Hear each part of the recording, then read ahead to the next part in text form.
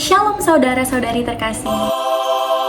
Kita tahu bahwa generasi Z hidup di era digital yang serba cepat. Kita dibanjiri dengan koneksi instan dan ribuan pandangan tentang cinta dan hubungan di media sosial. Di tengah kemudahan dan kecepatan ini, banyak dari kita yang masih merasa bingung bahkan terjebak dalam hubungan yang rapuh.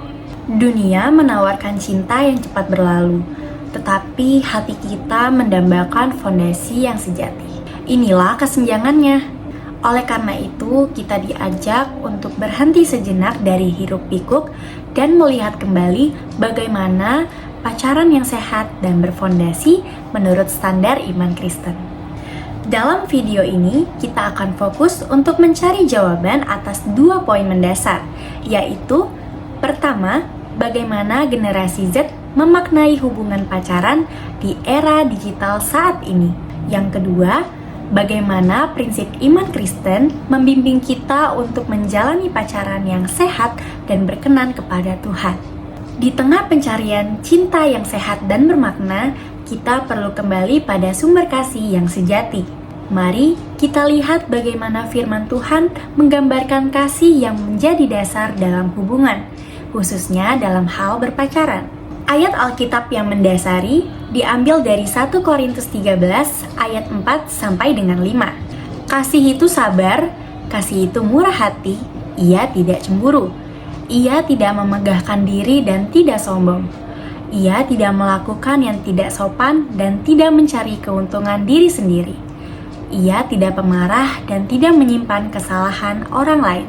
Ayat ini mengajarkan kepada kita bahwasannya kasih sejati bukan hanya soal perasaan, tetapi juga soal karakter dan komitmen.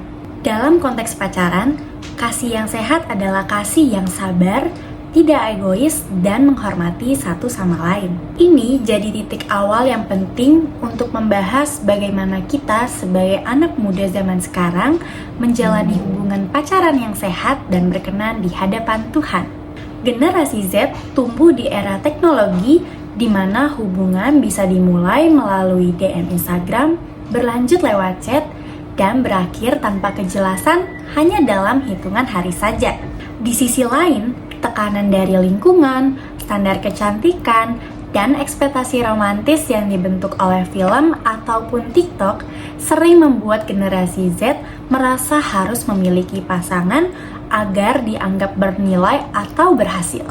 Akibatnya, banyak yang masuk ke hubungan tanpa arah, tanpa komitmen, dan tanpa fondasi yang kuat. Godaan seksual, tekanan teman sebaya, dan standar dunia membuat banyak anak muda sulit menjaga kekudusan.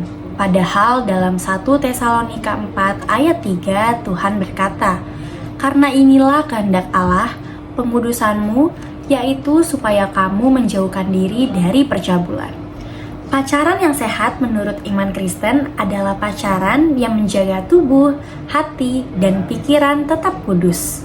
Komitmen bukan hanya kepada pasangan, tetapi juga kepada Tuhan. Idealnya, prinsip pacaran sehat menurut iman Kristen adalah: pertama, berakar pada kasih yang murni, bukan nafsu ataupun gengsi. Kedua, menjaga kekudusan tubuh dan hati, karena tubuh kita adalah bait Roh Kudus, seperti yang disampaikan pada 1 Tesalonika 4 ayat 3. Ketiga, membangun komunikasi yang jujur dan terbuka, bukan manipulatif atau penuh drama.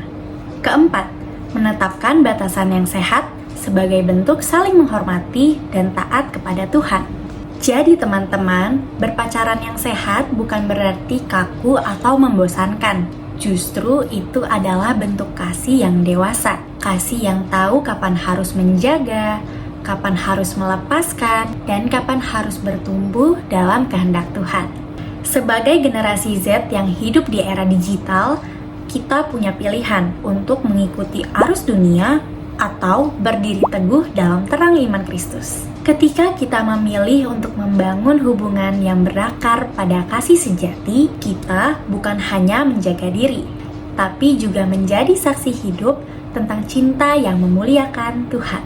Mari kita jalani hubungan yang berakar pada kasih sejati, komitmen, dan kekudusan. Karena cinta yang sejati bukan hanya membuat diri kita bahagia, tapi juga membawa kita semakin dekat kepada Tuhan. Amin. Tuhan Yesus memberkati.